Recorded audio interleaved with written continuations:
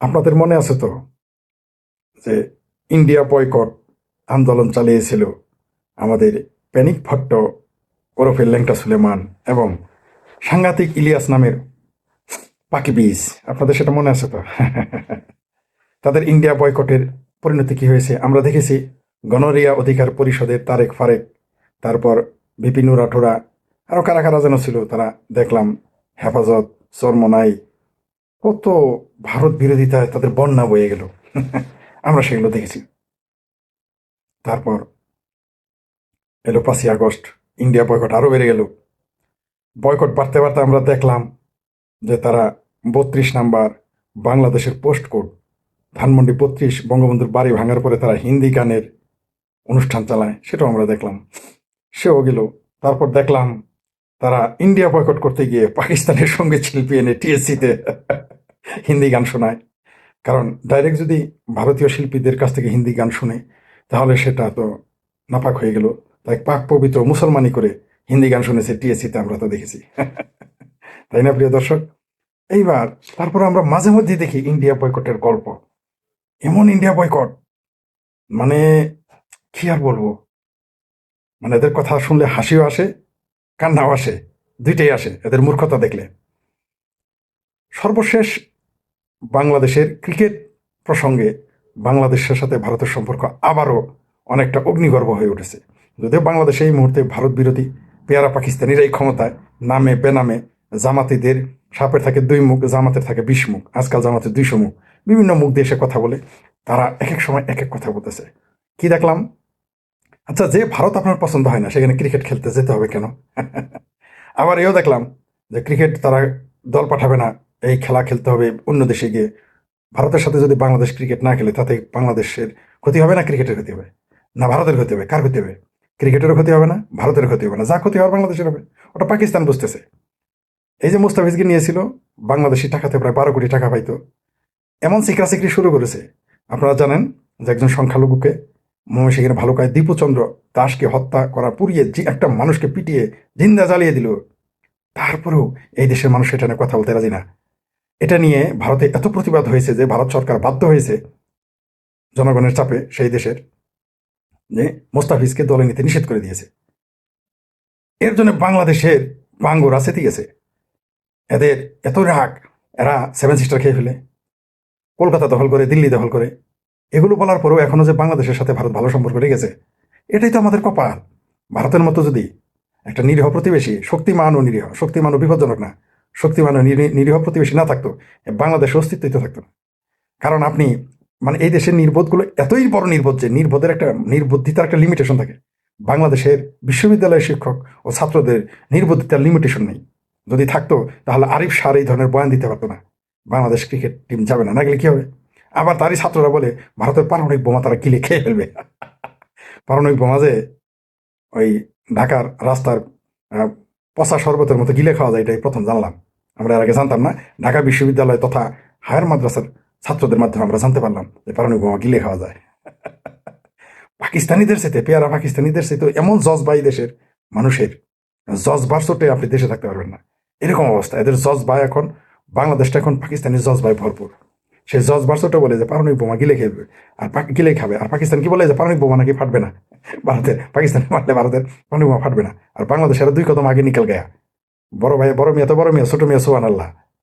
ভারত নাকি, ভারতের পারমাণবিক বোমা বাংলাদেশের বিশ্ববিদ্যালয়ের ছাত্ররা, এই পেয়ারা পাকিস্তানিরা, এই তালিবের আকার ও অন্তস্থাকেরা, সেই হাদির যারা সহচর, যারা সেই ড্যাশ ড্যাশ হাদির যারা দোসর, তারা ভারতে পারমাণবিক বোমা গিলে খেয়ে ফেলবে।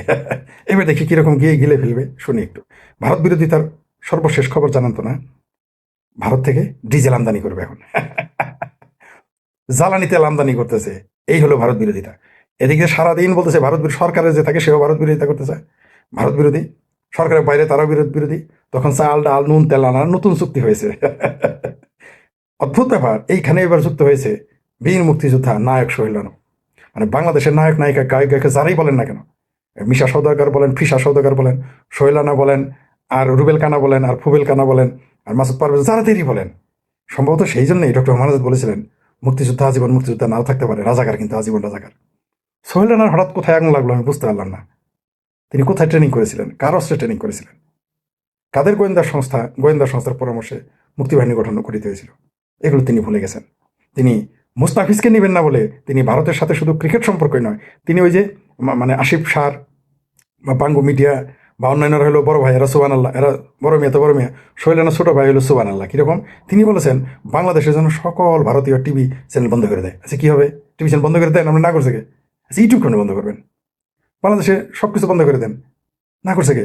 বাংলাদেশে সোহেলানার সিনেমা এখন কে দেখে? বাংলাদেশের সিনেমা হল বন্ধ হয়ে গেছে, এই ব্যাপারে সোহেলানার বয়ান নাই। সোহেলানার বয়ান তো থাকার কথা নায়ক হিসেবে এবং মুক্তিযোদ্ধা হিসেবে। এই দেশে মুক্তিযুদ্ধ বিরোধীরা কীরকম আস্ফালন করতেছে সেগুলো নিয়ে কথা বলার কথা ছিল একজন মুক্তিযোদ্ধা হিসেবে। আর একজন চলচ্চিত্র ব্যক্তিত্ব, প্রডিউসার এবং নায়ক হিসেবে তার বক্তব্য দেওয়া উচিত ছিল যে সিনেমা হল কেন নাই? যার কাজ তারই সাজে, অন্য কাজ করলে কিন্তু ঝাঁঝর বাজে। সোহেলানা উস্তাদি করে তার মাঠ রেখে আরেক মাঠে চলে আসতেছে, মানে সিনেমা তো এই দেশ আর নাই। সেই নিয়ে তাকে এটা নিয়ে তিনি একটা বয়ান দেখেন তো, বাংলাদেশে যে সিনেমা হল কেন নাই, কেন সিনেমা হল ধ্বংস হয়ে গেল, এই ব্যাপারে সোহেলানার একটা বক্তব্য আপনি পাবেন না। সুদূর বদূর মার্কা বক্তব্য খুব পাবেন আপনি, মানে এগুলো বক্তব্য দিলে তো মার্কেট বেশি পাওয়া যায়, এখন তার সিনেমা অভিনয় করে মার্কেট পাওয়া যাবে না। তাই তিনি কি বললেন? ভারত বিরোধিতার পয়েন্ট। বাংলাদেশে না যারা মুসলমান তারা বেশিরভাগ দিন শেষে মুক্তিযোদ্ধা হলেও তারা ভারত বিরোধী, মানে ভেতরে ভেতরে সাম্প্রদায়িক, চরম সাম্প্রদায়িক, আসলে হিন্দু বিদ্বেষী। কারণ সোহেলানার তো আপনাকে এটা বলতে পারবেন না যে মুক্তিযুদ্ধে পাকিস্তান ভাঙছে বলে তিনি ভারত বিরোধী, আপনি এটা বলতে পারবেন না। অন্তত সোহেলানার ব্যাপারে বলতে পারবেন, এটা জামাতের বেলায় বলতে পারবেন, হেফাজত, নিজাম ইসলাম, মুসলিম লীগ, চরমনাই পীর, বিএনপির বিরুদ্ধে অভিযোগ আনতে পারবেন যে পাকিস্তান ভাঙার বেদনায় তারা এগুলো বলে। সোহেলানার তো নিজেই পাকিস্তান ভাঙছে, সোহেলানা তো নিজেই পাকিস্তান ভাঙছে, তাই না? তো সোহেলানা কেন ভারত বিরোধী হয়? কারণ হচ্ছে ওই যে মুসলমান, দিন শেষে মুসলমান। বাংলাদেশে দেখবেন এটা আপনি দিন শেষে অভিনেতা, গায়িকা, নায়িকা, পাইকা যা আছে সব দিন শেষে মুসলমান হয়ে যায়। আকাম কুকাম যতই করুক, যতই ইসলাম বিরোধী কাজ করুক, দিন শেষে সবাই মুসলমান। ওই হিন্দু বিদ্বেষ থেকে তিনি এই কথা বলেছেন যে ভারতের টিভি চ্যানেল বন্ধ করে। কি হবে বন্ধ করে দিলে? আপনি দেন না বন্ধ করে, দেখবে কি বাংলাদেশে? ওয়াজ ছাড়া তো আর দেখার কিছু নাই, করেন চালানো, ওয়াজ ছাড়া আর কি চলবে? এদেশে নাচ নাই, গান নাই, শিল্প নাই, সাহিত্য নাই, ভাস্কর্য নাই, সুকুমার সব কিছুই এখন নিষেধ। ওয়াজ কালচার ছাড়া তো আর কিছু নেই। চললেন এখন ওয়াজ শুনুক, সমস্যা কি? চললেনও শুনুক, বাংলাদেশের রান্নাঘরগুলোতে এখন ওয়াজ শুনুক, সমস্যা নাই। আপনি দেখেন কতদিন ওয়াজ বাংলাদেশের মানুষ শুনে, বাজাইতে থাকেন। ওয়াজের দিনও কিন্তু যাচ্ছে, খুব বেশি দিন নাই এই ওয়াজ বন্ধ হয়ে যাবে এমনি অটোমেটিক্যালি। কারণ এখন আর ওয়াজ নাই, এখন ওয়াজে কি করে? তফসিরে শেখ হাসিনা, তফসিরে ইন্ডিয়া, তফসিরে মোদি, তফসিরে ওবায়দুল কাদের, এছাড়া তার কোনো ওয়াজ নাই। এখন এখন কোনো ওয়াজ আছে নাই, তো মানুষ এগুলো একসময় আর শুনবে না। এখন ওয়াজ হয়ে গেছে বিনোদনের মঞ্চ, কয়েকদিন পরে ফালতু ফোর্থ ক্লাস বিনোদনও কেউ শুনবে না। যেমন সোহেলানাদের ক্লাস ওয়ান অভিনয় এখন কেউ দেখে না, তেমনি বাংলাদেশের এই ওয়াজের কালচার আর খুব বেশি দিন চলবে বলে আমি বিশ্বাস করি না। তো সোহেলানারা বারবার বিরোধিতা করবে, ভারত বিরোধিতা করবে, হিন্দু বিরোধিতা করবে, সেটা মুক্তিযুদ্ধের পক্ষের হোক আর মুক্তিযুদ্ধের বিরুদ্ধেই হোক। মানে ভারত বিরোধিতা করা এখন ইমানের অঙ্গ, হিন্দু বিরোধিতা করা তো ইমানের অঙ্গই, এটা তো অঙ্গ হয়ে গেছে। কিন্তু ভারতের চাল, ডাল, নুন, তেল, ডিজেল ছাড়া কিন্তু চলে না। এই যে এত চাপা মারে, ভারত বয়কট করুক, আমি তো বলেছি যদি সোহেলানার বাবার মরদ থাকে তাহলে ভারত থেকে মালপত্র আনা বন্ধ করে দেয়। সোহেলানার যদি বাবার মরদ থাকে, আসিফ সারের বাপের মরদ থাকে, ইউনুসের বাপের মরদ থাকে, সাদা শকুন জামাতের আমির শফিকের বাপের মুরত থাকে, জামাতে তো তাহারের বাপের মুরত থাকে, গিদর ফারুকি বা সুয়ার ফারুকির যদি বাপের মুরত থাকে, তাহলে তারা ভারত থেকে সব পণ্য আনা বয়কট করুক। আমরা দেখতে চাই তাদের ভারত বয়কট আন্দোলন কত দূর যায়। পেটে ভাত যাবে তো?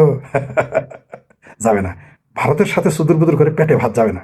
ভারতের সাথে শেখ ফরিদের গুরুত্বপূর্ণ বিশ্লেষণ। কি পরিণতি করতে একবার কল্পনা করে দেখেন।